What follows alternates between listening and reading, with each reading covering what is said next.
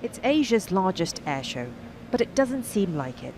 More than 70 companies have pulled out, including big names like US defense company Lockheed Martin, all because of concerns over the spread of coronavirus. We do hope to see more picked up over the next few days, but we presume it was going to be staying about 50% in terms of people coming in and visiting the show. Singapore has the third largest number of confirmed cases after China and a cruise ship quarantined in Japan. Some countries have advised their citizens against unnecessary travel to the city-state. But organisers are determined to put on a good show, even giving special exemption from a ban on visitors from China to the country's military aerobatics team, seen performing here.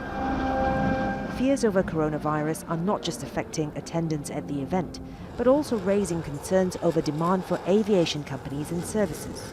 It's a major impact. It's a crisis for the industry. We've had experience before. SARS almost 20 years ago was a similarly devastating impact, but there was a very strong recovery, so we have to manage the current situation, get through it, and as and when the recovery comes, be ready to respond to that. Dozens of airlines have suspended flights to and from China. The outbreak of coronavirus comes as the aviation industry is already experiencing slower growth. Air passenger demand grew at a smaller pace last year compared to 2018. And it was also the worst year for air cargo since the end of a global financial crisis in 2009.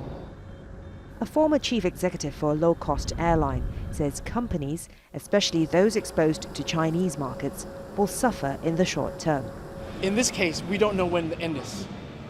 When you don't know the end, it's really, really quite tough, to be honest. And what's going to happen is that you have to refund back the money that people already paid for, plus the future booking is going to be slimming down.